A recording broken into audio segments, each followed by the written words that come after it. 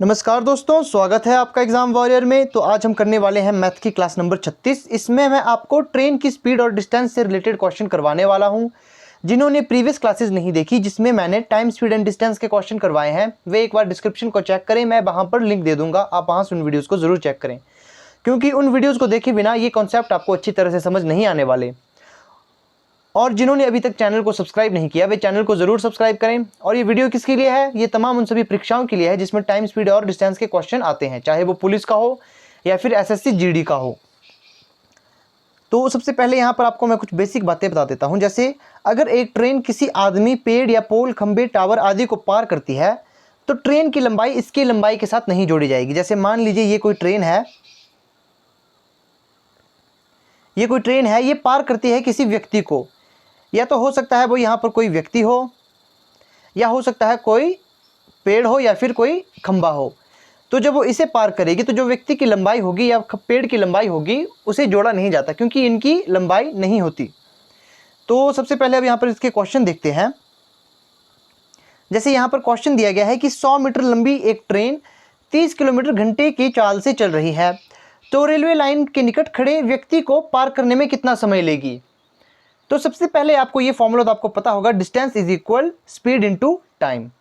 अब यहाँ पर आप देखोगे हमारे पास डिस्टेंस दिया गया है 100 मीटर लंबी ट्रेन, तो 100 मीटर हमारे पास लंबाई दी गई है। अब यहाँ पर हमारे पास एस नहीं दिया गया, हमारे पास जो है, माफ़ कीजिएगा, हमारे पास टाइम नहीं दिया गया है, हमारे पास एस मतलब स्पीड दी गई है।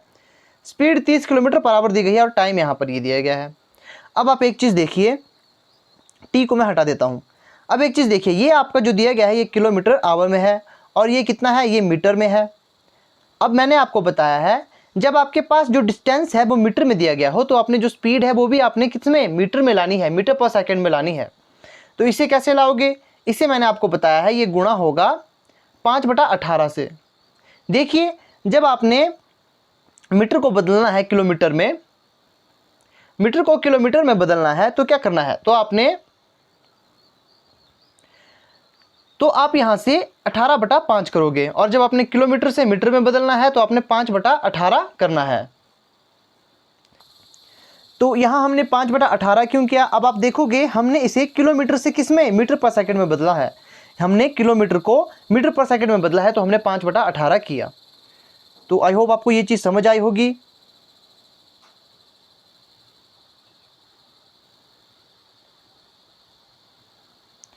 तो ये चीज़ आपको समझ आ चुकी होगी। तो यहाँ से हम इस क्वेश्चन को सॉल्व करते हैं। अब आप देखोगे यहाँ 30 है और यहाँ 100, इसे सॉल्व करेंगे तो सबसे पहले हम इसे काटेंगे तो ये जाएगा 2 9 18 और ये 15 आएगा, और ये 5 से चला जाएगा 20, और यहाँ पर अब आएगा हमारा 3 से,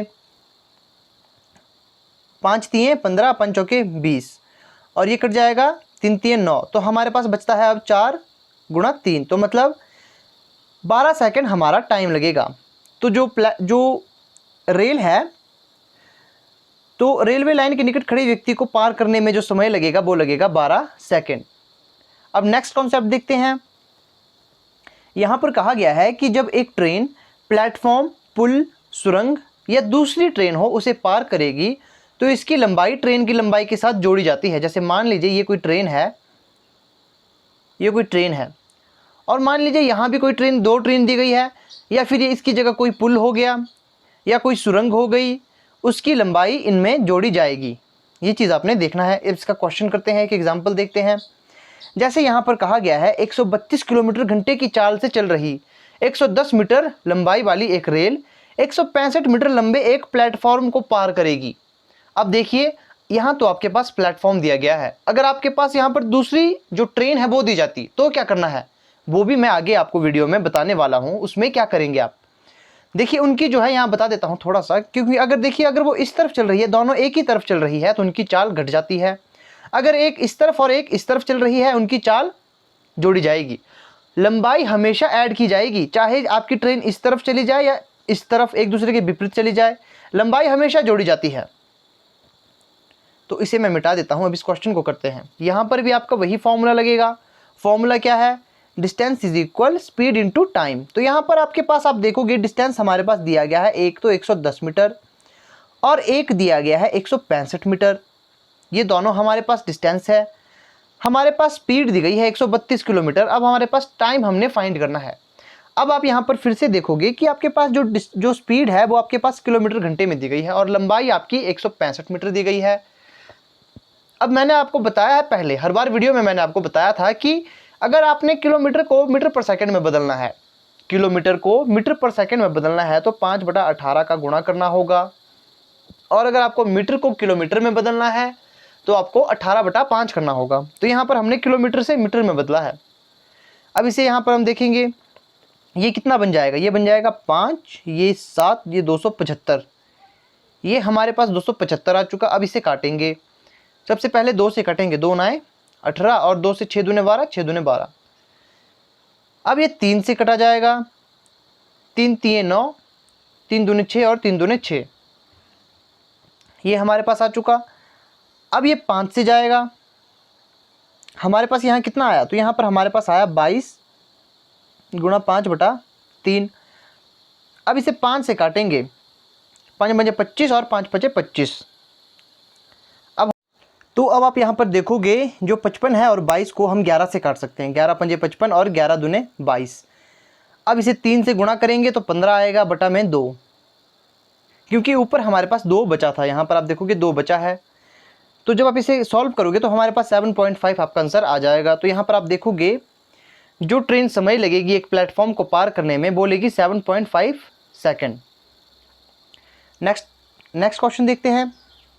यहाँ पर कहा गया है कि जब 2 ट्रेन एक ही दिशा में चलती है तो दोनों ट्रेन की चाल को घटाया जाता है, जबकि दोनों ट्रेन की लंबाई हमेशा जोड़ी जाएगी, हमेशा जोड़ी जाती है। अब क्वेश्चन देखो, यहाँ पर कहा गया है कि 2 ट्रेन जिसकी लंबाई एक की तो 100 मीटर है और एक की 120 मीटर है, distance is equal speed into time. तो यहाँ पर आप देखोगे डिस्टेंस हमारे पास 100 है और यहाँ पर 120 है, एक ही दिशा में चल रही है, मतलब माइनस होगी 72 माइनस 54। अब आपको पता है ये किलोमीटर में है तो हमने इसे मीटर में बदलना है, तो 5/18, ये हमारे पास 220 आ जाएगा। और ये कितना आएगा, 72 में अगर आप 54 को माइनस करोगे, अगर हम 72 में 54 माइनस करेंगे तो 12, तो यहाँ पर कितना आएगा 8 और यहाँ 18, तो ये 18 बचेगा, ये 18 बचेगा,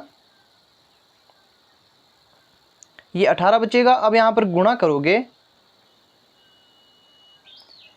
5/18 का, तो 18 से 18 चला जाएगा और 5 से इसे करेंगे 5 चौके 20 और 5 चौके 20, तो हमारे पास 44 सेकेंड यहाँ पर आंसर है आपका आ जाएगा। तो दोनों ट्रेन एक दूसरे को पार करने में जो समय लेगी वो होगा 44 सेकेंड। तो अब नेक्स्ट क्वेश्चन को करते हैं।